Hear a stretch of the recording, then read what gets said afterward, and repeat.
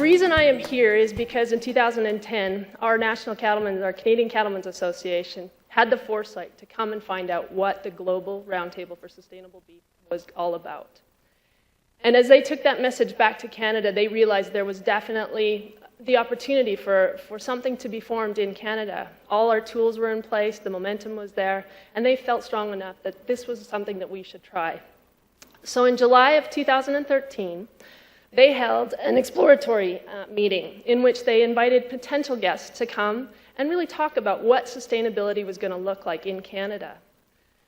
They were so passionate about this, within the first meeting, they were able to come up with a vision and a mission, which today still stands with a little bit of word tweaking since then, but they were absolutely passionate about making sure that this actually got driven ahead. As a part of that meeting, we also were able to form Knotweed, I might add, formed 3 working groups. And so they had a steering committee, a sustainability assessment committee, and a communications committee. So this was a 24-hour meeting that basically decided that Canada was definitely going to go ahead with this. Now, as a part of this meeting, they decided to also have a little bit of a tour and show some of the value chain participants that were close to Calgary, which is where I live in Alberta. My ranch is located just close to Calgary, and therefore I had the privilege of hosting them. And obviously I must have said something that triggered a positive reaction, because very shortly after they asked me to chair their steering committee.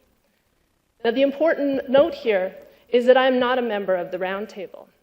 It was decided by our steering committee that it was important to make sure that whoever chairs this Canadian Roundtable be the right person, one that's got the right motives to be there.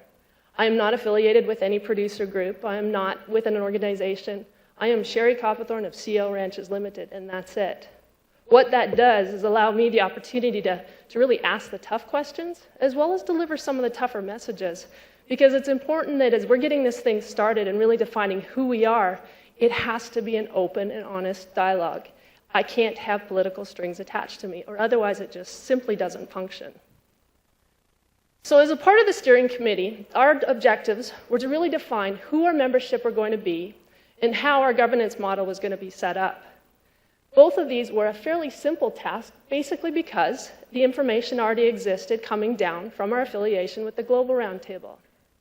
As we heard from Dr. Ricardo Sanchez-Lopez yesterday, our playing field, our boundaries of our playing field, have been defined in what's been coming through from the global side of it. They have a set of bylaws. We use that as the basis of our bylaws. We've made the necessary tweaks in order to make sure that we can encompass what's needed in Canada, but the platform or the model is beginning to form, and it's really helping us to understand who we need to be in order to be able to align with the global process, but still be able to catch the Canadian aspect of this as well. Another area that we're greatly thankful for is the final definitions of the principles and criterias. The fact that these criterias are as broad as they are is really an aid to us. And I guess the best way that I can explain this to you is to give you some personal examples of what I mean by this. In our situation, I am a 4th-generation rancher. I live just west of Calgary, 30 kilometers, and Calgary's a city of over 1 million people. The ranch that I manage is just around 12,000 hectares. So it's a big operation, very close to some very highly influential people, because in our area, the only ones that can afford to buy land in that place are the very affluent. So we're also situated right in the midst of the foothills of the Rocky Mountains. So we're in a transition phase. We're in a zone where our native grasslands are very quickly turning into forested areas and finally in mountains. When I first saw some of the definitions coming out for the criteria, the one that struck me the most immediately was the one on deforestation. Every year, my ranch has the ability, or has the possibility, of losing upwards of 20% of my native grassland due to brush encroachment. The trees in the past historically have been controlled by natural fires or by the intensive grazing of buffalo and elk, but today those tools are not available to me. Yes, I compete with a massive elk herd, but they sure don't have the impact that 10,000 buffalo used to. And our cattle, because of our climate, don't have the ability to do the same. I need the freedom and flexibility to be able to maintain my grasslands and maintain the biodiversity that really makes our ranch successful. When wording such as elimination of deforestation in the beef system is used, I wouldn't be able to stand up in front of you today with a clear conscience because I know I can't live up to that. Forestation is very important to us. It does provide a lot of shelter. It creates the diversity in our ecosystems, and we are doing our best to maintain the footprint of our forests. But I need the ability to be able to touch some trees every now and then in order to survive. And I'm not alone. Any rancher that's on the base of the foothill of the Rockies from Canada clear down to Mexico will be facing the same situation. Another area that I was concerned with when I first read the criteria is in the principle of people and community. The criteria that dealt with Indigenous peoples is one that's near and dear to my heart. But I need to remind you folks of something. Again, my family's been in our community for over 130 years. There's many ranching communities out there that have been in existence, especially in Europe and Australia, for 300-400 years. Next to 1 million urbanites, I am fighting life and death battles sometimes in survival, trying to tell them and explain to them what the ranching community, what our heritage is all about. Again, my neighbors are very affluent. They do not like it when they get manure on the hubcaps of their BMWs. And we are losing some battles in our municipalities because they're tired of being slowed down by large farm equipment. So our cultural heritage is equally as important as those of the Indigenous peoples. But don't get me wrong, my ranch is also located directly next to two very independent, very different First Nation reservations. My father and myself have both grown up very closely with our First Nation neighbors, and they're very much a part, an integral part of our operation. My farmland, I have close to 6,000 acres out on one of the reservations for farms, and on the other side, we graze close to 2,000 head of cattle out on the other reserve. Those people, they don't work for us, they work with us. They're a part of my family, and I'm a part of their family. So their Indigenous rights are very important to it. And in fact, we're finding nowadays that there's a lot of the young people that are coming to my family looking for some clues to their past as well. Because our families have done a pretty good job of recording the history, and we have a lot more of the records as to what happened in their communities than they do themselves. So these are just two individual examples that I have as an individual producer. Imagine my responsibility as chair of the Canadian Roundtable when I'm supposed to be up there trying to think in terms of over 68,000 producers. It's important to make sure that as criteria are being developed, we need to be able to be as flexible as possible at the global level so that we at the national level are able to hit the indicators that are going to best represent or best be able to be supported by all 68,000 of them. So I wanted to make sure that that was understood. Another criteria I think that's really important to this group that we were able as Canadians to live up to is the sustainable feed source. I'm going to read this because it's important and I want to make sure I get this right. In Canada, we are privileged to have the Canadian Roundtable for Sustainable Crops. It has been developed as an umbrella organization for the grains, oilseed, and pulse sectors. This roundtable is working on developing sustainability solutions that meet the needs of the food, fuel, and feed sector. Similar to our beef sector, they too are engaging in doing an LCA study, which will begin in 2015, in order to understand that what indicators they should be focusing on, as well as developing on-farm tools and regional carbon footprint analysis in order to meet the demands that are arising. Under this organization, they have started a feed committee, and this is for the major feed crops that we have in Canada. Today, on average, our final rations are sitting around 85%, of which consist of either barley, wheat, or corn. The unique approach that we as the two roundtables have taken is that we are working very collaboratively together. We want to ensure that the feed solution for beef also meets the needs of our crop sector. Our producers of both the beef and crops have insisted that this happen because we want to make sure that there's no duplication and that there's absolutely no conflicts in any of the definitions, on whether it's definitions or whether it's the indicators. The indicators themselves will be driven by the crop sector because that's essential, but our beef and dairy industry are being given the opportunity to help to define what those are.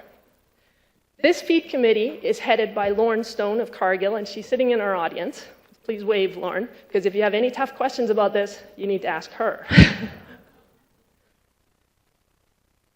All right, so as you can see, all these things that I've been talking about, really have helped us as a Canadian sustainability group really plan. These are building blocks for us to been able to use to keep moving and get the positive momentum. I want to take this opportunity to also thank the GTPS, because without their guidance, we would be way behind as well. Thank you very much, because it sure gives us the comfort to know that we're in the right direction. They've had to do a lot of the stumbling, and we get to take advantage of that. And it's our intention going forward that as we build onto this model of developing a roundtable, that we're going to be able to pass it on as well to whomever's next down the line. So, to get back to the specifics of our program.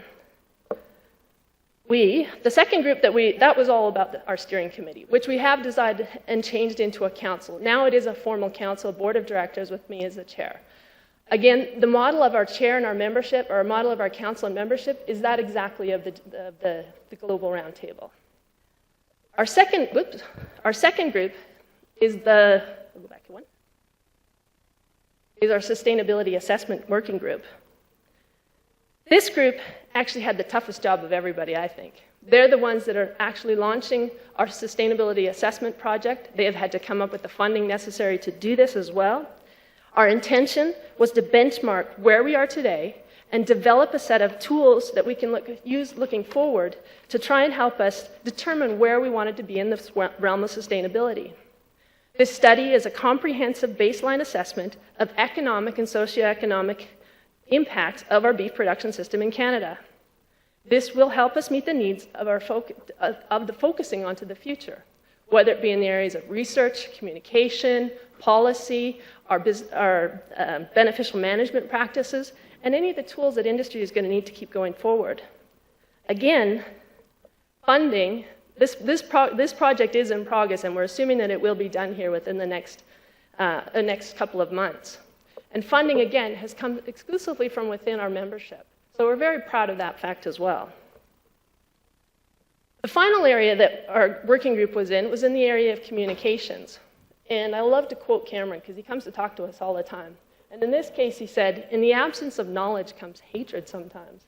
We need to make sure that people understand what it is that we're about. The first thing we tried to do is we launched our media package. We wanted to make sure that our communication strategy was developed with the key goals of gaining acceptance and understanding of what our initiatives were.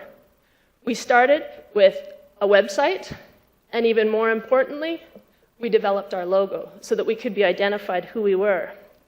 A package was launched which included a website, which included a newspaper release, PowerPoint presentations, key messages, and questions and answers. So that as producers and media alike were wondering what this was all about, we had that package right away, and that was key. Canada is in a good position to help define what sustainability can look like. What you see here is an amalgamation of a lot of the group's independent organizations really focusing that are truly deliverers of sustainability indicators. Because of the fact that Canada had some of these in place, we had the privilege of being asked by McDonald's to pilot one of their verifiable beef projects.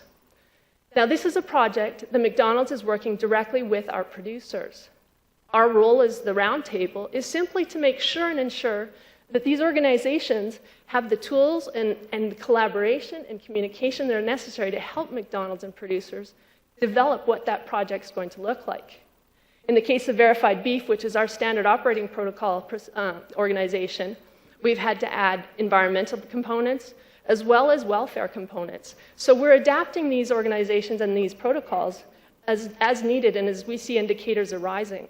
So I want to thank McDonald's for the opportunity to do this, but I also wanted to say, please be patient with us because this is a very steep learning curve. But I do know at the end of the day, our pilot project will be very successful. Going forward, we have a lofty set of plans. We are going to finish our sustainability development, and we're going to also be able to start on the indicators. And again, thank you to GTPS because they've offered their assistance in taking this step. We're looking forward to the opportunity to be able to really become relevant to our membership. To us, that is also a big challenge. We need to ensure that our existence has accomplishments that are tangible to our membership, and that their participation is not only of value to them, but is essential to this whole process.